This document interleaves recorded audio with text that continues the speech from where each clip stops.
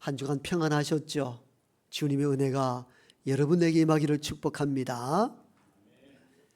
오늘날 현실의 교회를 돌아보며 교회는 무엇인가 하는 질문을 하게 됩니다. 교회가 무엇입니까? 아무 생각 없이 교회를 나오십니까? 그러나 성경적으로 교회가 무엇인지에 대한 답을 항상 구하고 그 답을 얻고 교회 공동체 가운데 신앙생활을 할 수 있기를 원합니다. 우리가 교회를 한때 교회 건물로 인식할 때가 있었습니다. 그때가 중세교회 때입니다. 중세교회 때는 교회를 크고 화려하고 그 꼭대기가 하늘에 닿을 정도로 높았고 실내 장식은 아주 우아하고 웅장했습니다. 그것이 곧 하나님을 영화롭게 한다고 봤기 때문입니다. 그러나 교회가 건물로 인식될 때 교회는 부패하고 타락할 여지를 갖고 있다는 것을 중세교회사가 알려줍니다. 교회는 건물이 아니요 예수 그리스도를 구주로 고백하는 성도의 모임체가 곧 교회입니다. 그러므로 예수님이 나의 구주가 되십니다라고 믿고 고백하는 교회 공동체가 들판에 모이든지 산에 모이든지 컨테이너 박스에 모이든지 지하 상가에 모이든지 아무 상관이 없습니다. 이런 거룩한 고백의 공동체가 모인 거기가 곧 교회이기 때문입니다. 그래서 주님은 교회로, 즉 성도의 모임, 이 공동체를 통하여 일하기를 원하셨습니다. 그런데 우리가 사람이 모이는 곳이다 보니까 상처를 주고 받기도 합니다. 아직 인격적으로 덜 다듬어졌기 때문에 모난 인격이 상대를 찌름으로 고통을 당하여 교회를 떠나는 사람들이 생기기 시작합니다. 이런 사람들이 오늘날 가나안 성도라 이렇게 부릅니다. 예수는 좋지만 교회가 싫다는 것입니다. 그래서 교회를 나가지 않아.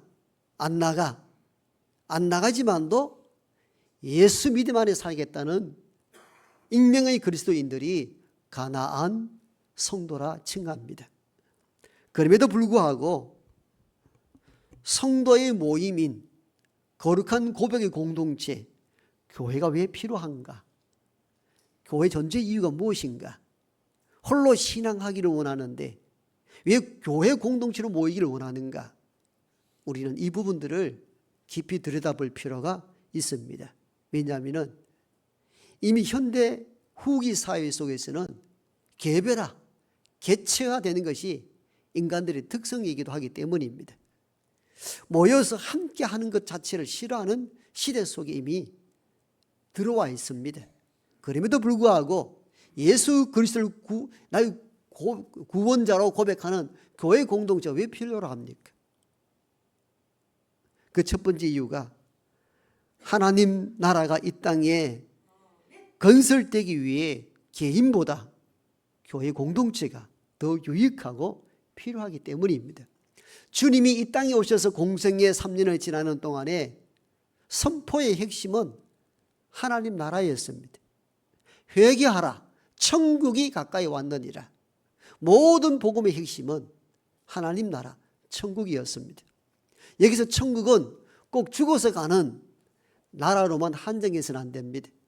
예수님이 이 땅에 오심으로 말미암아 예수의 능력이 임하여 자유함을 얻는 거기서부터 이미 천국은 시작이 된다고 본 것이죠. 주님이 공생의 기간 동안 살아왔던 모든 핵심은 하나님 나라 천국이었고 그 천국은 죽어서만 가는 것이 아니라 예수님을 만나는 그 지점에서 이미 시작이 되는 것입니다. 그럼 이 천국을 이루어 나가는 데에 개인보다 교회 공동체가 더 필요하다는 겁니다. 개인은 하나님 나라를 이루어 나가는 데는 제한 지을 수밖에 없습니다.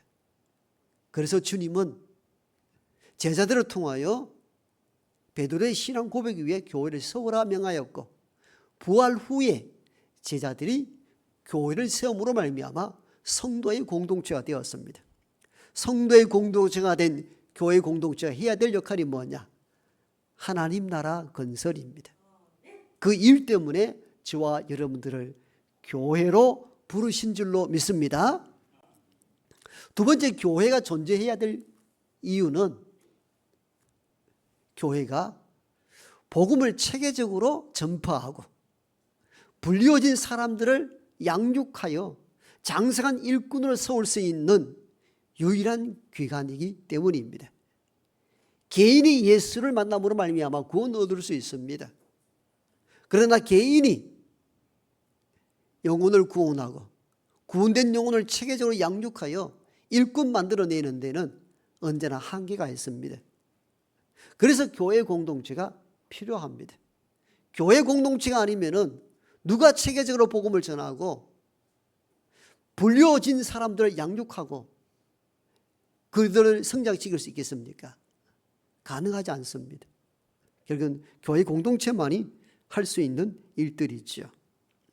제도권 교회로 들어오면은 신앙의 걸림돌이 많은 것도 사실입니다. 사람들로 인한 부대낌, 상처, 아픔. 이래서 무교회주의자 김교신 선생은 탈교회, 제도화를 벗어나야 신앙을 온전히 가질 수 있다라고 선언했던 인물들이 바로 김교신 선생이었습니다. 제도 교회를 다녀보니까 신앙의 걸림돌이 너무 많더라는 거예요. 이런저런 일들로 상처받고 아파하고 분쟁과 다툼이 있는 것이 결국은 신앙에 도움이 되지 않아서 그런 무교회를 선하게 되고 홀로 신앙하기를 원하셨습니다. 그러나 복음을 전하고 책 읽기 양육하여 믿음의 사람으로 만들어내는 것은 교회 공동체입니다. 교회가 비록 부족하고 완벽하지 아니한다 할지라도 주님은 교회 공동체를 통하여 복음이 전파되고 온전히 세워지길 원하셨습니다. 세상의 어떤 단체나 어떤 기관이 이 일을 대신할 수 있습니까? 개별적으로는 가능하지만도 온전하지 못합니다. 오히려 교회가 복음을 전하고 체계적으로 양육하는 일들에 가장 온전한 공동체입니다. 그래서 불완전하고 미숙함이 많음에도 불구하고 교회가 존재하는 이유가 바로 이 지점에 놓여 있습니다. 여러분, 우리는 이 부분들을 놓치지 말아야 됩니다. 왜 우리를 교회로 부르셨을까? 홀로 개인적으로 신앙하면은 편안하고 상처받지 않고 신앙생활을 할 수 있는데 왜 교회로 부르셨는가? 공동체를 부르신 첫 번째 이유가 뭐라 그랬습니까? 하나님 나라 건설의 개인보다 공동체가 더 필요하기 때문이고, 두 번째는 복음을 체계적으로 전할 수 있는 것이 개인이 아니라 공동체이기 때문에 교회 공동체로 저와 여러분들을 이곳으로 부르신 줄 믿습니다. 교회가 존재하는 이유와 목적을 상실했을 때에 교회는 유람선 교회, 먹고 놀고 친교하는 것으로 전락하고 만다는 것을 잊지 말아야 합니다. 교회의 존재 목적을 잊지 말아야 되는 그 이유가 바로 이 지점에 있습니다. 복음을 체계적으로 전하라고 저와 여러분들을 이것으로 부르신 줄로 믿습니다. 그런데 우리는 이 목적을 잊고 살아가잖아요. 복음을 전파하기 위해서 운동하고 시작하면 많은 사람들이 부담을 느껴요. 현대인들은 이런 생각을 가집니다. 교회 가서 나를 알지 못하고 익명으로 조용하게 이름도 없이 예배드리고 나오면 좋겠다는 겁니다. 대형 교회로 모이는 데는 몇 가지 이유가 있습니다. 시설이나 주차 부분, 편리성. 가장 중요한 것은 익명으로 살아갈 수 있는 것. 내 이름이 드러나지 않는다고 됩니다. 우리처럼 몇백 명 나오는 교회나 작은 교회들은 오면 금방 새 신자인지 새로운 분인지 금방 압니다. 그럼 우리는 그들에게 교회 등록하시죠. 등록하면 새신자 교육 받죠. 새신자 교육이 끝나면 어디 봉사하기 시겠습니까? 계속 접촉을 합니다. 교회가 해야 될 일들이지만도 젊은 세대들은 이 자체가 부담이 된다는 겁니다. 그래서 아무도 나를 알지 못하는 것, 신앙은 잃어버리지고 싶지 않고 가서 예배 잘 드리고 오면 된다는 겁니다. 대형 교회에 가면은 내 자신이 감추어집니다. 아무도 나를 접촉하지 않습니다. 이게 너무 편하다는 것입니다. 이런 시대에 교회 봉사, 전도 운동을 이야기하면 부담스러워하고 이 교회를 계속 나가야 하는가 고민하기도 합니다. 여러분, 교회가 세워진 이유가 복음 전파 때문인데 복음을 전하자 할 때 왜 우리는 부담을 가지게 될까요? 우리는 쉽게 이렇게 단정하죠. 영적으로 게을러서, 일하기 싫어서. 그러나 우리는 본질을 볼 수 있어야 됩니다.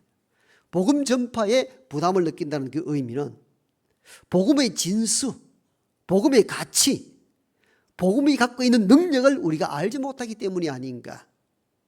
복음의 가치, 복음의 은혜, 복음의 능력을 안다면 그냥 있을 수 있겠는가. 이건 단순히 게으름이나 일하기 싫음의 문제가 아닙니다. 복음 자체의 근본적 문제를 우리가 제대로 인식하지 못하고 있다는 것을 깨달아야 된답니다. 쉽게 접근해 볼까요? 어떤 사람이 몸이 좀 이상해서 병원에 갔더니 의사 선생님이 진단한 결과 고혈압과 당뇨가 심하다고 합니다.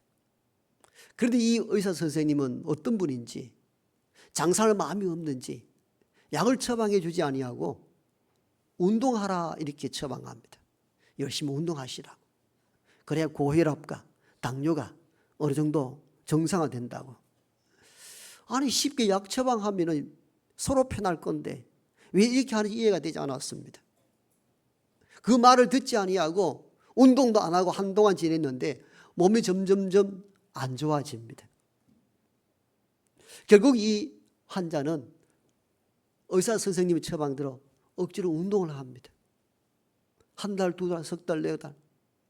그런데 운동하고 난 뒤에 다시 재검사를 했더니 혈압과 당뇨가 그 정상에 가까워져 갑니다. 여기에 자신감을 얻고 더 열심히 운동을 합니다. 그랬더니 혈압과 당뇨가 거의 정상에 가까워졌습니다. 이걸 경험한 이 사람은 어떻게 했겠습니까? 이후에는 만나는 사람마다 운동하시라고, 약에 의존하지 말라고. 내가 운동해보니까 몸이 이렇게 좋아지더라고. 누가 시켰습니까?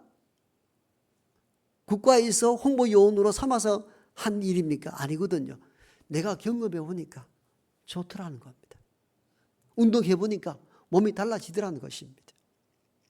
운동에 대한 효과, 효능을 아니까 남이 그에게 주장하지 않아도, 강요하지 않아도 운동 전도사가 되어 있는 거예요. 해보라고. 하면 몸이 좋아진다고, 건강이 좋아진다고. 왜요? 내가 해보니까 운동만큼 좋은 것이 없더라는 것입니다. 즉 운동에 대한 효능을 경험할 때 운동 전도사가 돼요. 운동에 대한 이야기를 다니면서 할 수밖에 없는 것이죠. 오늘 이 지점에서 복음을 전파하는 것이 교회 전도의 목적인데 교회 전도를 위해서 복음을 전파하라 하니 마음의 부담을 느낍니다. 이건 게으름의 문제가 아니라 그랬죠. 단지 일이 싫어서가 아니라 복음의 가치, 복음이 갖고 있는 능력, 복음의 은혜를 깨닫지 못함이 아닌가. 근본은 여기서 제가 봤을 때는 출발하고 있다고 봐집니다. 복음의 진수와 은혜와 능력을 깨닫는다면 그냥 있을 수가 없는 것이죠.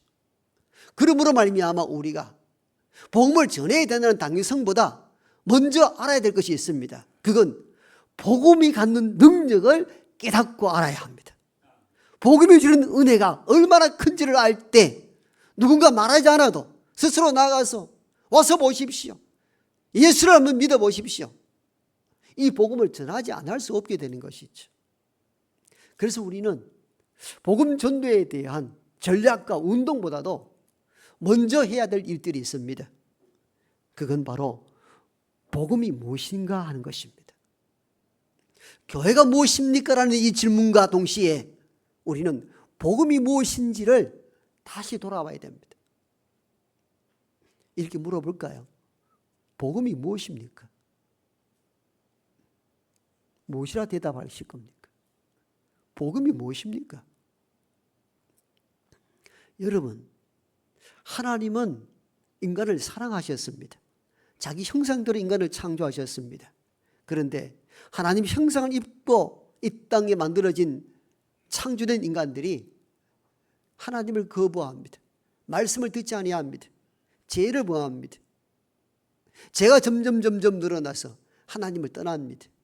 죄로 인하여 하나님과 우리 사이가 단절이 되었습니다. 그들에게 남아있는 것은 심판밖에 남지 않았습니다. 이를 안타까이 여기고 하나님께서는 다시 한번 인간들에게 기회를 줍니다. 아들 예수 그리스도를 이 땅에 보내시고 인간이 죽어야 될 자리에 죄 없으신 하나님의 아들 예수 그리스도가 우리 죄 위에 죽고 우리가 다시 사는 은혜를 입었습니다. 이것이 복음이지 않습니까? 이것이 복음입니다. 우리의 선이나 우리가 덕을 쌓았고 고행을 했기 때문에 얻어진 구원이 아니라 전적 하나님의 은혜로 이루어진 구원입니다. 이것이 복음입니다.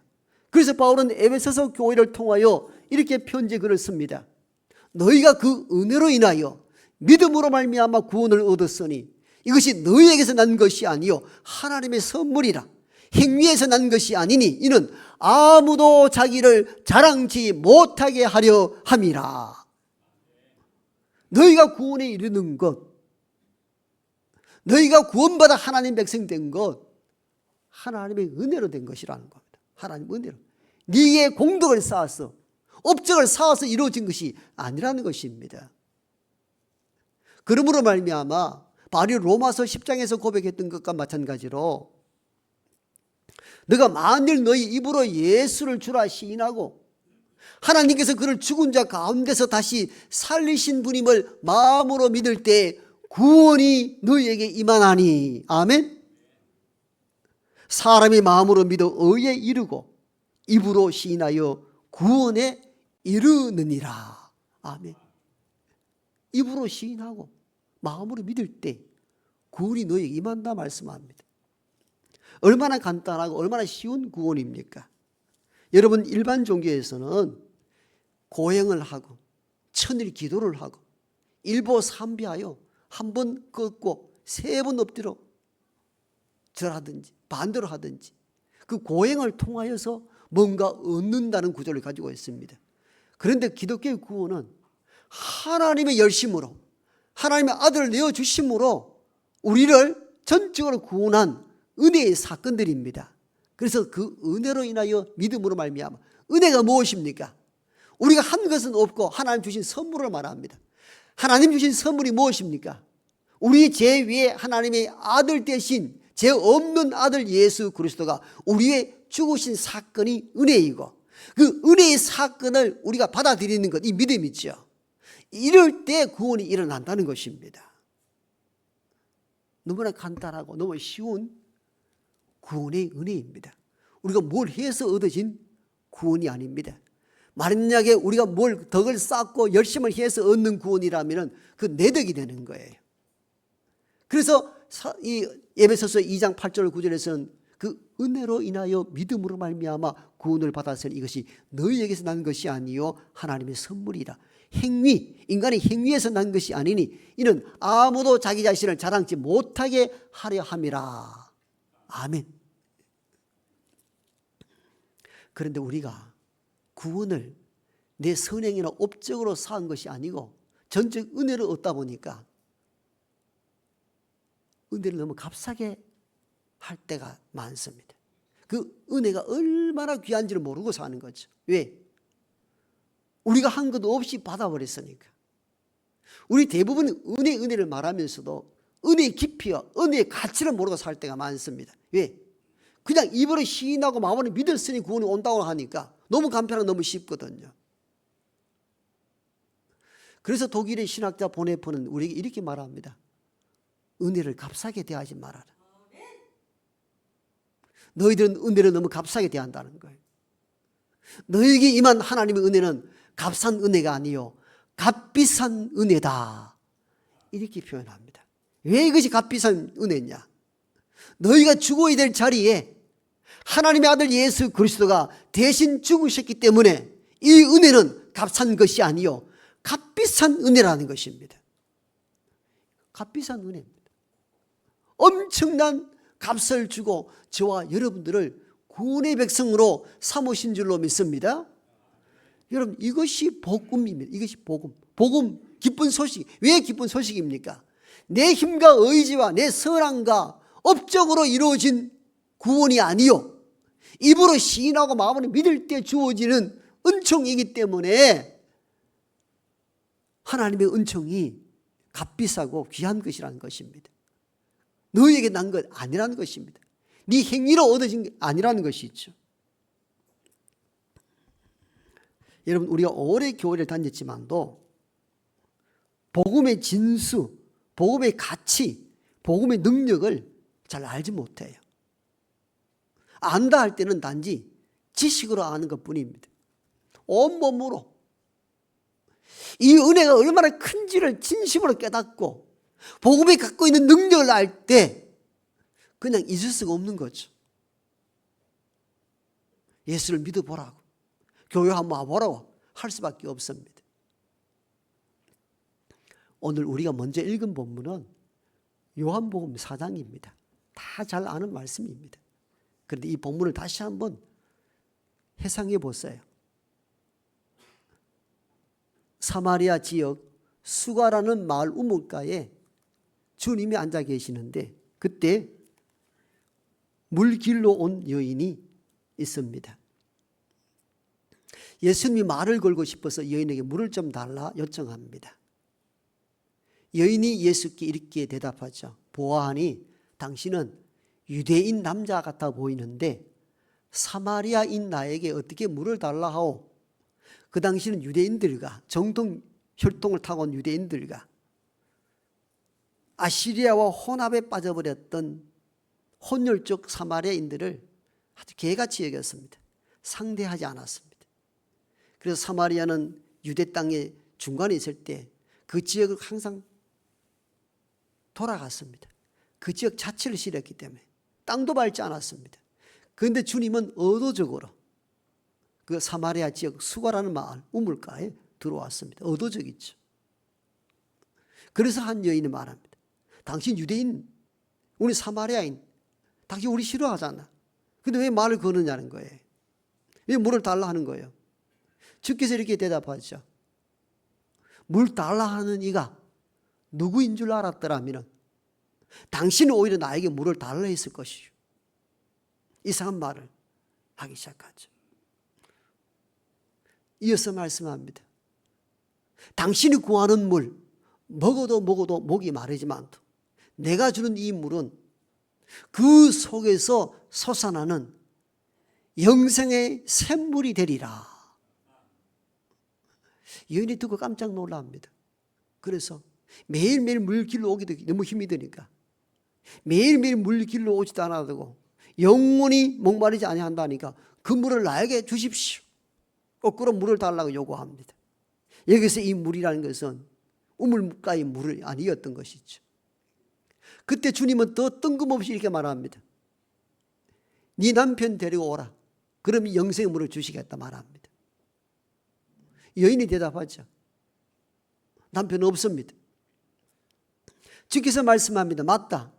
이전에 남편 5 있었고 지금 남편도 네 남편 아니니 남편이 없다는 말이 네 말이 옳도다. 여인이 깜짝 놀랍니다. 그러면서 고백합니다. 보아하니 당신은 선지자이십니다. 그리고는 더 뒤로 시간이 흐르고 난 뒤에는 물동이를 버려두고 동네에 뛰쳐가서 외칩니다. 와서 보십시오. 와보라. 와서 보십시오. 이분이 그리스도가 아니십니까? 이렇게 외치고 그러자 이 외침을 들었던 동네 사람들이 예수께로 나아갔더라 하면서 이 장면이 끝이 납니다. 여러분, 이 부분에서 우리는 중요하게 들여다볼 필요가 있습니다. 물동이를 버려두고 와보십시오. 이가 그리스도가 아니십니까? 라고 여인이 외쳤을 때에 예수님이 강요했습니까? 예수님이 그리 하라고 명령 내린 적이 있습니까? 명령 내린 적 없습니다. 그 여인 스스로가 했던 외침이었습니다. 여러분 동네 사람들 좀 와보십시오. 이분이 우리가 기다렸던 그 그리스도이신 것 같습니다. 한번 와보십시오. 왜요? 일생 갈증과 목마름 속에 살았던 여인이 우물가에서 예수님을 만남으로 말미암아 이전에 마실 수 없었던 영혼의 생수를 마셨기 때문인 것이죠. 그래서 이 감격 주체하지 못해서 물동이를 버려두고 동네에 들어가서 와서 보십시오. 한번 와보십시오. 내가 진리에 대하여 체계적으로 진술할 수는 없지만도 일단 와서 경험해 보십시오. 이분이 그리스도이십니다. 아멘. 여러분 누가 강요한 것도 아니에요. 전도 운동을 벌리라고 한 것도 아닙니다. 예수를 만남으로 말미암아 복음의 진술을 경험했기 때문이죠. 우리는 일반적으로 여기서 나온 남편 다섯을 이전에 제가 설교 중에 주의했습니다마는 그냥 보편적으로 남편 다섯을 교체하며 살았던 행실 나쁜 여인으로만 문자적으로 해석할 수 있습니다마는 현대 많은 신학자들은 이 부분에 대해서 그 남편 다섯이란 그 의미는 여인이 추구하고 신앙하였던 신들 사마리아의 다섯 우상을 말한다 하는 것들이 지금까지 정설로 나오는 해석의 범위 중에 하나이기도 합니다. 왜냐하면 이 본문의 주님과 여인과의 대화를 보면은 행실이 나쁜 부도덕한 단순한 여인으로 볼 수 없습니다. 왜? 두 분이 하는 대화를 보면은 차원이 높은 영적 차원의 질문이거든요. 네가 먹는 물은 마시도 목이 마르지만 또 내가 주는 물은 그 속에서 솟아나는 영생의 샘물이 되리라. 이건 일상적인 대화가 아니에요. 굉장히 영적 깊이가 있는 대화인데 이 여인이 계속 대답하는 과정을 보면은 알아가져요. 그리고 남편 다섯이 있다 하는 이 소리에 여인이 꼬꾸라지거든요. 당신은 보아하니 선지자이십니다. 이건 여러분 일반 행실이 나쁜 못 배운 여인들이 할 수 있는 대화가 아닙니다. 나름대로 진리를 추구했던 이가 사마리아 여인이었습니다. 그 인간의 생수를 만지기 위하여 목마름을 해소하기 위하여 이신 저신을 다 찾아본 거예요. 그 갈급한 거예요. 여기 나오는 우물가, 물동이 이 모든 것은 영혼의 갈급함을 보여주는 상징된 문학적 용어들입니다. 목마른 거예요. 영혼의 목이 마른 거죠. 육신의 목만 마른 것이 아니라 영혼의 갈증이 있는 여인으로 보여집니다. 이 말은 그가 추구하는 진리를 찾았으나 찾을 길이 이제껏 없었던 거예요. 그런데 우물가에서 예수님을 만남으로 말미암아 영혼의 생수가 터졌고 영혼의 갈급함을 치유하신 것입니다. 그 경험이 있자 주체를 못한 거죠. 나가서 전합니다. 와 보라고. 와서 한번 보라고. 누가 시킨 것도 아니잖아요. 왜? 예수를 통하여 영혼의 갈급함을 해소했기 때문에 이 기쁨, 이 감격을 주체할 수 없었던 것이죠. 그래서 나가서 외치는 거죠. 와서 보십시오. 이가 그리스도가 아니십니까? 그러자 동네 사람들이 예수께로 나옵니다. 우리가 복음의 가치를 모를 때는 아무리 강요해도 외치지 않습니다. 그러나 복음의 은혜, 복음의 능력, 복음의 가치를 경험한 사람들은 이 안에서 솟아나오는 것을 주체 못하죠. 와보라고. 어떤 경우는 미친놈처럼 미친 사람처럼 외치는 이유가 어디 있겠습니까? 참된 복음의 가치를 그가 경험했기 때문인 것이죠. 이 부분에 대해서도 하나 접근해 봅시다. 어떤 중학생이 학교를 가는데 어디선가 자기 이름을 부릅니다. 뒤돌아보니까 허름한 건물에서 뺀질칠을 하는 아버지였어요. 온 얼굴과 몸에는 뺀트로 범벅이 되었습니다. 사춘기 시절을 보내는 중학생 아들이 못 들은 척하고 갑니다. 근데 아버지가 기뻐서 이름을 부르는데 친구들이 너 아버지 아니냐고 묻는데 잡았답니다. 아니라고. 펜트 칠 작업을 마친 아버지가 집에 와서 아내에게 헛헛한 웃음을 지으면서 이렇게 말합니다. 오늘 아침에 애가 학교 갔는데 불렀더니 돌아보지도 않더라. 아버지가 부끄러운가 보다. 이 이야기를 들은 아내가 마음이 조금 아팠습니다. 시간을 좀 지나고 난 이후에 아들에게 이렇게 묻습니다. 언젠가 학교 갈 때 혹시 아버지가 너를 부른 적이 있었나 했더니 아들이 대답을 하지 않습니다. 자기가 알기 때문이죠. 너 아버지가 페인트 칠을 하고 얼굴은 화상으로 얼룩져서 보기 흉해서 너 부끄러웠지. 그러다 아들은 고개 숙여 말을 하지 않습니다. 그때 어머니가 이야기를 이어갑니다. 얘야, 네가 첫돌 되기 전에 집에서 가스레인지를 켠 채로 잠을 자다가 집에 불이 났단다.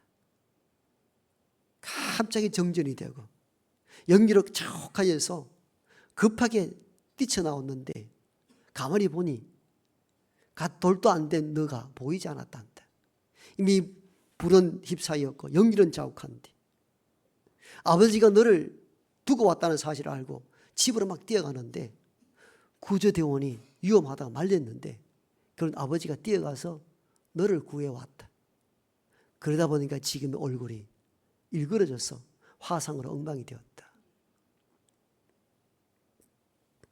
혹시 아이가 크는 동안에 아버지가 너 때문에 화상 입었다는 것을 이야기하면은 인생이 짐을 지어줄까 싶어서 한 번도 이야기해 본 적이 없었거든요. 그런데 이제 철이 들었고 이야기해야 될 시점이 와서 그 이야기를 이제야 하게 된 것입니다. 그때부터 이 아이가 어그러진 얼굴과 뺀트 묻은 아버지의 모습을 존중하기 시작합니다. 아버지가 이렇게 해서 나를 구했구나. 그가 점점 커가면서 사람들에게 자기 아버지 이야기를 묻지 않는데 이야기합니다. 내 아버지는 뺀트 공이고 얼굴은 화상으로 엉망이지만도 내 아버지는 나를 구하신 분이에요. 여러분, 복음의 선포는 어디서 출발하는가? 복음의 은혜를 바로 알 때입니다. 복음의 은혜를 경험할 때입니다. 복음이 갖는 능력을 알 때 우리는 자원적으로 예수의 복음을 전할 수밖에 없습니다. 제가 앞에서 말씀드렸죠. 교회의 존재 이유는 복음을 체계적으로 전하기 위하여 교회가 존재한다 했는데 교회가 체계적으로 복음을 전할 때 우리 모두는 부담을 하기 시작합니다. 어디 가서 누구의 복음을 전하지? 이는 게으름의 문제가 아닙니다. 근본적 문제가 있음을 인지해야 합니다. 근본적 문제가 무엇입니까? 복음의 가치를 모르고 사는 거지. 복음이 갖는 능력, 복음이 갖는 은혜, 이걸 모르고 살아가는 거예요. 이 은혜가 나를 살리는 하나님의 은혜라고 느낀다면 우리는 그럴 수 없는 것이죠. 이 아이가 어그러진 아버지 얼굴을 부끄럽게 여겼을 때와 그 사건이 나를 살린 사건을 여겼을 때는 생각이 달라지는 거죠. 내 아버지라고, 내 아버지라고. 너를 함부로 평하지 말라고. 내 아버지가 이 나를 살리라고 이 얼굴이 이렇게 되었다라고. 자신에게 말할 수 있는 것은 무엇입니까? 아버지의 은혜를 알았기 때문이죠. 교회가 존재하는 이유가 복음 전파인데 복음 전파에 미적되고 복음 전파에 우리가 부담을 느끼는 가장 큰 이유는 단지 게으름의 문제가 아니에요. 그 속에는 근본적인 문제가 담겨 있음을 인식해야 합니다. 복음이 무엇인지를 모르고 사는 거죠. 복음의 은혜가 얼마나 큰지를 모를 때 우리는 복음 전파가 단지 부담으로 올 수밖에 없습니다. 바울은 한때 예수의 복음을 알지 못할 때에 핍박자였습니다. 스데반 죽을 때도 그 자리에 있었잖아요. 그런데 다메섹 도상에서 예수를 만나고 예수의 은혜, 예수의 복음을 경험했습니다. 그 이후로부터 그의 삶은 핍박자에서 복음 전도자로 바뀌게 됩니다. 세계 곳곳을 다니면서 복음을 선포합니다. 때로는 매를 맞고 때로는 배가 파손당하는 위험 속에서도 복음을 전하지 않을 수 없었던 이유가 어디 있습니까? 복음의 진수를 경험했기 때문입니다. 복음이 갖는 은혜가 얼마나 큰지를 알았기 때문에 그걸 멈출 수가 없었던 것이죠. 그래서 바울은 로마 지역에 보낸 편지글에서 이렇게 고백합니다. 내가 복음을 부끄러워하지 아니하는 것은 이 복음은 모든 믿는 자에게 구원을 주시는 하나님의 능력이라. 그 시대가 다 복음을 부끄러워했습니다. 왜? 저 십자가에 못 박힌 것은 사형 집형의 도구인데 그 사형 집형에 죽고 쓰러진 이를 하나님의 아들로 믿는 이 사실 자체가 너무 부끄럽게 얘기했습니다.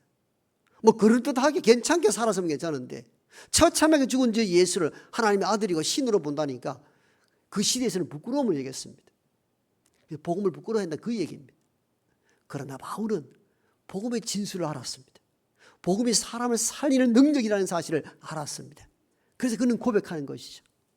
나는 복음을 부끄러워하지 아니하노니 이 복음은 모든 믿는 자에게 주시는 하나님의 능력이라. 아멘. 여러분 이것이 복음입니다.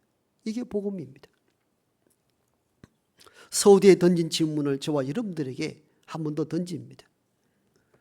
교회가 존재해야 되는 이유가 어디 있나요? 왜 교회가 존재해야 합니까? 가끔 부딪히고 상처내고 아파하고 혼자 신앙하면 편하잖아요. 그게 무교회주의의 출발이거든요. 제대로 교회에 들어가 보니까 들어가면 들어갈수록 상처가 많더라는 겁니다. 그래서 제도에서 벗어나야 신앙을 바로 유지할 수 있다고 봤어요. 제도권 속에 있어서는 신앙이 자랄 수 없다고 판단한 거죠. 그런데 왜 교회 존재해야 합니까? 오늘날 가난한 성도가 이런 일들로 교회를 떠난 가난한 성도가 300만 가량 됩니다. 오늘 그들에게 교회가 존재해야 될 이유를 어떻게 설명하실 겁니까? 물론 교회가 본 모습을 유지해야 되는 것도 맞지만도 그럼에도 불구하고 교회가 존재해야 되는 가장 궁극적 이유와 목적은 교회가 있으므로 체계적으로 복음을 전하고 체계적으로 양육하여 하나님의 일꾼을 만들 수 있는 유일한 기관이기 때문입니다. 우리가 교회를 함부로 평가할 수 없는 이유가 여기에 있습니다. 교회의 몸은 그리스도이시고 교회의 머리는 그리스도이시고 그리고 교회를 통하여 복음이 전파되길 원하시는 것이 주님의 뜻이기 때문입니다. 그래서 우리는 한 번 더 교회 몸담고 주일 예배에 올 때마다 왜 교회가 존재해야 하는가? 이 궁극적 질문을 항상 던져야 합니다. 왜 교회를 필요로 할까? 그리고 복음은 무슨 의미인가? 나에게 있어서 복음의 진수, 복음의 능력, 복음의 은혜는 무엇인가를 항상 되씹어야 합니다. 여러분, 이 복음의 진가를 알 때에 우리는 견딜 수가 없는 거죠. 나가서 전할 수밖에 없어요. 와 보십시오. 예수 믿어 보십시오. 예수 믿을 때 얼마나 기쁘고 행복한지를 알게 될 것입니다. 이것은 복음의 능력을 알 때만이 가능합니다. 교회가 존재해야 되는 기본적 이유를 알고 그래서 주님은 부활하시고 40일 동안 제자와 함께 계시다가 하늘로 올려 가시기 전에 제자들에게 마지막 당부했죠. 그게 오늘 두 번째 선택한 본문 사도행전 1장 8절입니다. 오직 성령이 너희에게 임하시면 너희가 권능을 받고 온 유대와 예루살렘과 온 유대와 사마리아와 땅끝까지 이르러 나의 증인이 되라. 이게 주님이 마지막 사명, 지상 명령이었습니다. 이 말씀을 마음 깊이 새기고 복음의 가치와 은혜를 깨닫고 이 복음을 널리 전하는 일에 우리 모두가 쓰임받는 우리 모두가 되기를 축복합니다.